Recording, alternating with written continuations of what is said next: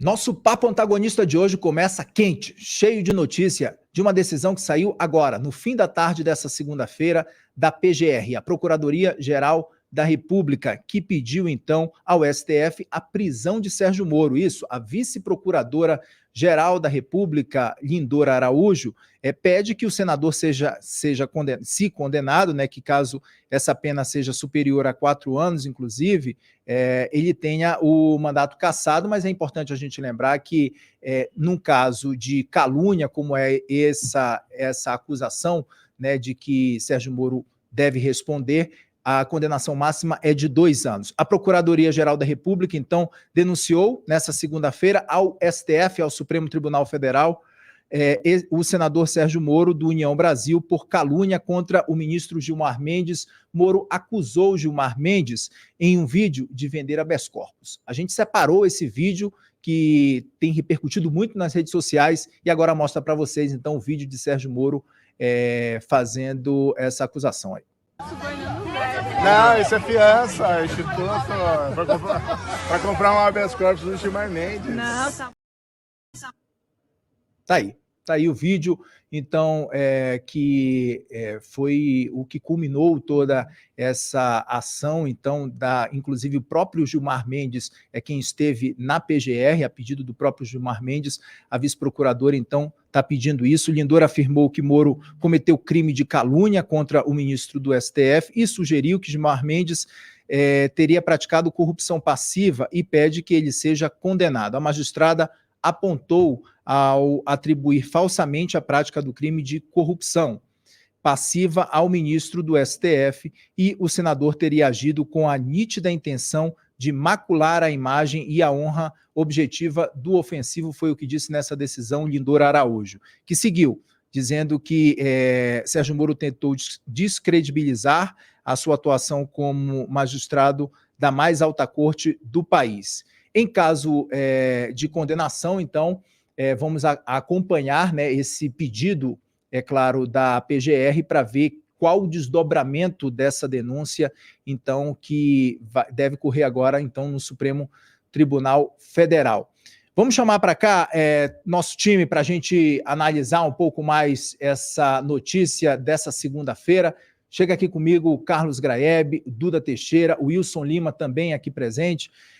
A gente já tem uma entrevista importante sobre isso. Eu queria rapidamente dar uma boa noite para vocês, ouvir bem rapidamente cada um de vocês, qual a visão qual a análise rápida que vocês têm sobre isso, para a gente já chamar o nosso convidado de hoje, que vai debater um pouco mais esse assunto com a gente. Muito boa noite, Graeb, seja muito bem-vindo. Boa noite, Kenzo, boa noite, Wilson, Duda, boa noite, pessoal do chat. Bom, é uma maluquice esse pedido, essa denúncia da vice-procuradora-geral, né? Ela recebeu uma manifestação do Gilmar Mendes na sexta-feira, que se sentiu ofendido. Agora,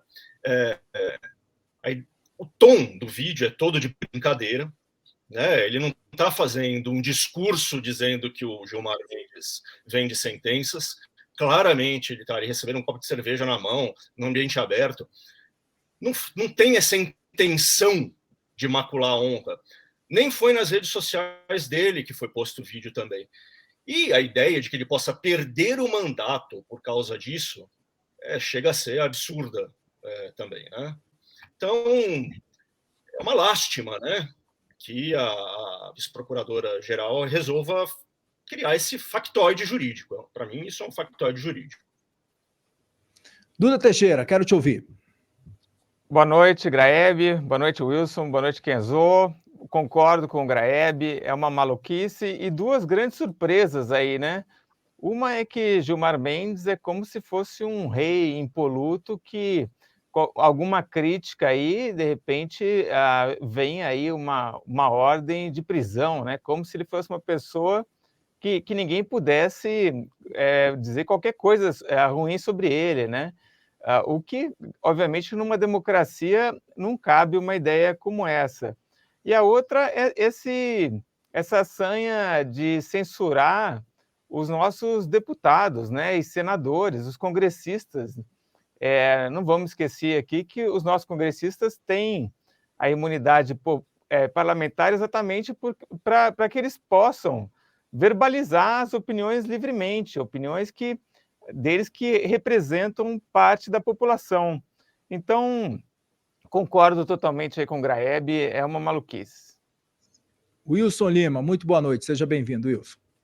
Boa noite, Kenzo, boa noite, Graeb, Duda, boa noite para você do chat. Professor Marcília, que está aqui nos bastidores. Eu só vou pedir um pouquinho de paciência, Kenzo. Meu comentário vai ser um pouquinho maior do que eu deveria, porque eu preciso... Eu acabei de publicar um artigo, não sei se os meninos estão aí, coloca na agulha, porque eu gosto de trabalhar com fatos. Vamos trabalhar com fatos.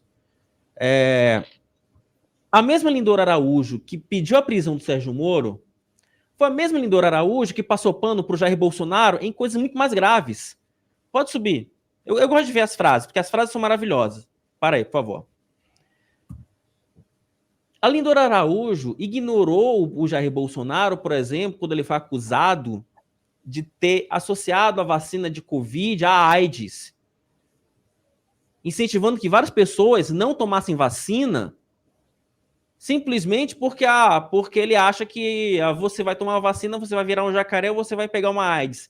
A frase dela: mesmo que se possa considerá-las reprováveis, as afirmações feitas por Jair Messias Bolsonaro, apontadas no aludido relatório, reforçam um padrão de conduta que guarda sintonia com o agir político desde o início da pandemia, o que indica não haver autoridade requerida agindo com a intenção de gerar pânico na população. Lindora Araújo, parecer que foi proferido este ano, 2023. Ela também poupou o Jair Bolsonaro daquela fatídica reunião dos embaixadores, que o Jair Bolsonaro utilizou, que inclusive ele pode perder a sua elegibilidade no TSE por causa dessa reunião.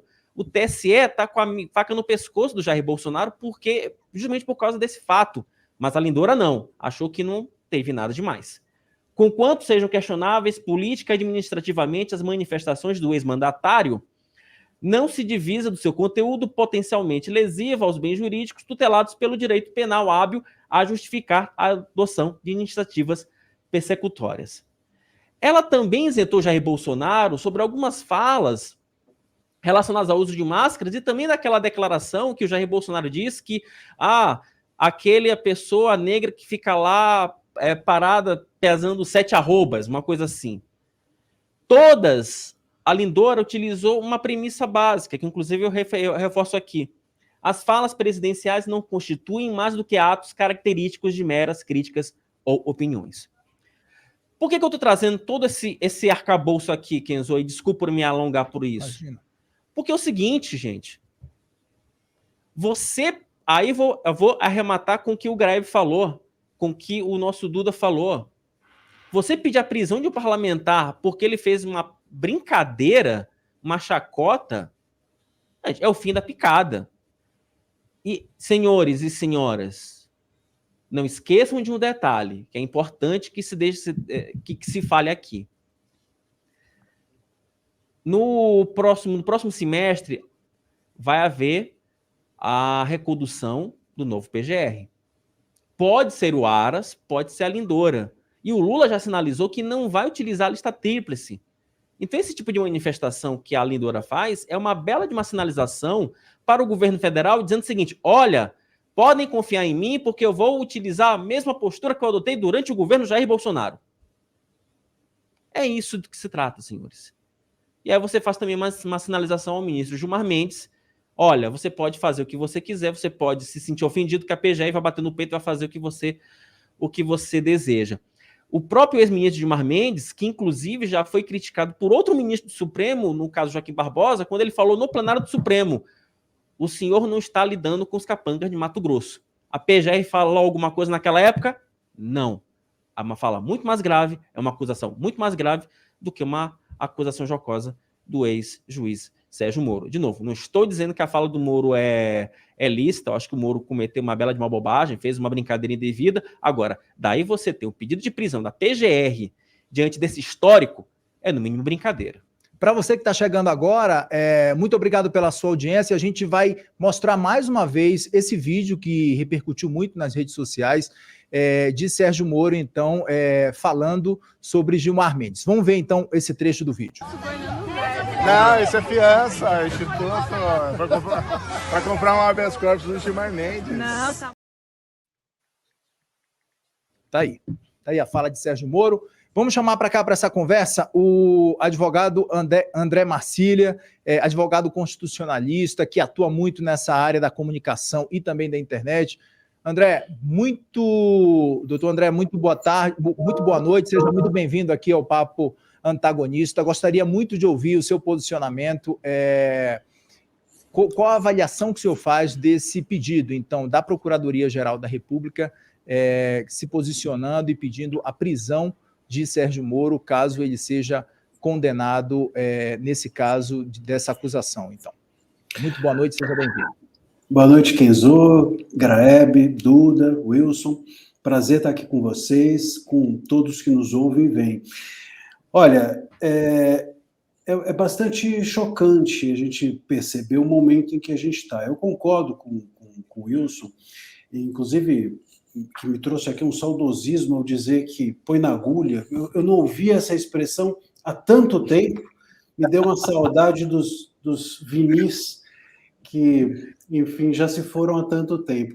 Mas no Brasil é isso, a gente retoma as coisas do arco da velha. E uma dessas coisas é pedir prisão, inclusive por crime contra a honra. De fato, eu acredito que foi uma brincadeira, era um clima descontraído, etc., mas não vamos nem entrar na avaliação, no exame desse mérito.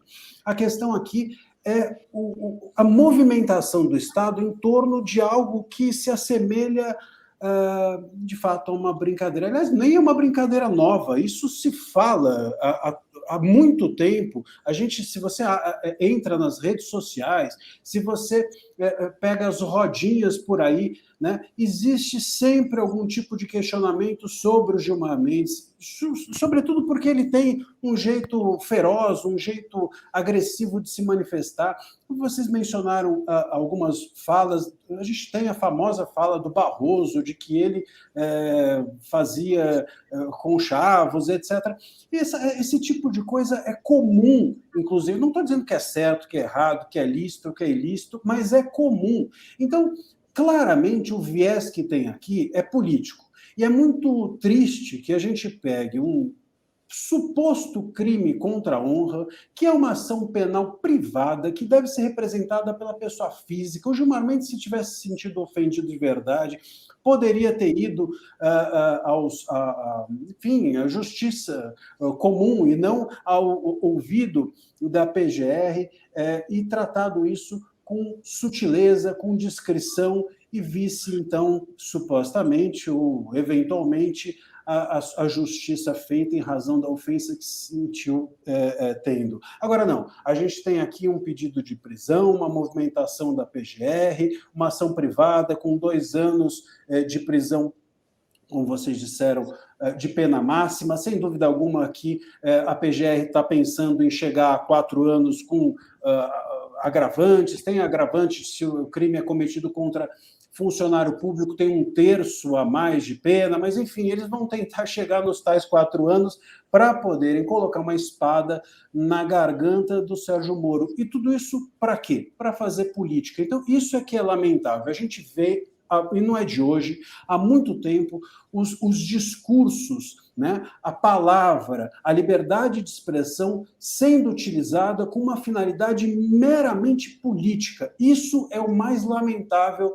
que a gente possa vivenciar nesse momento em que se fala que quer-se democracia, que o Brasil voltou, que o amor está no ar, não é? Que o garantismo e o humanismo, ele, enfim, prosperou, e tudo isso dito de um lado, e por outro, e pelas costas a gente quer prender as pessoas porque elas falam algo que nos ofende. Então, isso é o que me parece mais lamentável. Doutor André, rapidamente, eu vou chamar o Wilson Lima aqui para fazer um questionamento para o senhor, que o Wilson, daqui a pouquinho, ele vai ter que sair do programa, e ele gostaria muito de participar dessa entrevista também. Wilson, por favor, o entrevistado é seu. Não, na verdade é o seguinte, doutor Marcília, eu só queria complementar o seu comentário, eu vou falar uma coisa muito rápida para eu poder sair, para poder entregar para o Graeb, que é o nosso ávido. Tem um julgamento, e o senhor conhece, eu lembro desse julgamento, do dia 24 de abril de 2009, houve uma discussão histórica entre o Gilmar Mendes e o Joaquim Barbosa. Joaquim Barbosa falou a seguinte frase para o Gilmar Mendes: ministro, vá às ruas, ministro, vá às ruas. É isso. E salvo engano, Wilson, né, foi nessa fala que ele disse, eu estou nas ruas, e ele respondeu, o senhor está nas mídias e não nas ruas. E é um pouco, não é? E é um pouco isso. A gente vivencia. Eu estava hoje, inclusive, na programação de vocês, discutindo com um deputado sobre a possibilidade de ser criminalizada um xingamento dentro do Congresso, enfim, um xingou o outro, mandou outro para aquele lugar e coisa do gênero. E eu sentia que havia na discussão uma vontade, uma necessidade imensa de se criminalizar a fala do outro, de se levar as pessoas para trás das grades, para mostrar para as crianças, para mostrar para o povo que a punição é real e efetiva. E o que está acontecendo na prática é que o Congresso, o Parlamento, o Executivo, todos estão chamando o Judiciário para, em tese, ser utilizado como arma contra o adversário. Isso volta na cabeça de quem lançou o bumerangue, sempre. O Judiciário é um cachorro bravo que a gente depois não doma quando ele vem contra nós. Nós temos que tomar muito cuidado ao criminalizar o discurso. É isso que tem acontecido à torto e à direita, e isso é muito preocupante. Eu tenho visto, inclusive desde o início do ano, desde que começou aquela história do Ministério da Verdade e de haver na AGU uma intenção de se buscar solucionar tudo por meio de processo e etc, etc, etc. E eu dizia, veja, os políticos que são contra a oposição a esse tipo de Ministério da Verdade que está sendo instalado ou instaurado, não deve se utilizar dessa ferramenta. A gente deve mostrar que essa ferramenta ela tem que morrer de tétano, de falta de uso, né? E não ela ser utilizada como para alimentar a briga com o adversário. Sempre que a gente vê algum tipo de falta de democracia na utilização de um instrumento do Estado, nós precisamos não utilizá-lo. Mas não, o que acontece é que o governo vai lá e cria um Ministério da Verdade. Aí todo mundo passa a utilizar aquele instrumento para atingir um ao outro. No final das contas, quem sofre são todos nós. A população, a liberdade de expressão, ela acaba sendo sempre atingida. Nesse caso, a mesma coisa. Os parlamentares, vira e mexe, tentam colocar atrás das grades o adversário que falou algo contra ele. Qual é a consequência disso? A consequência disso é que o judiciário entra num jogo político e não quer nunca mais sair.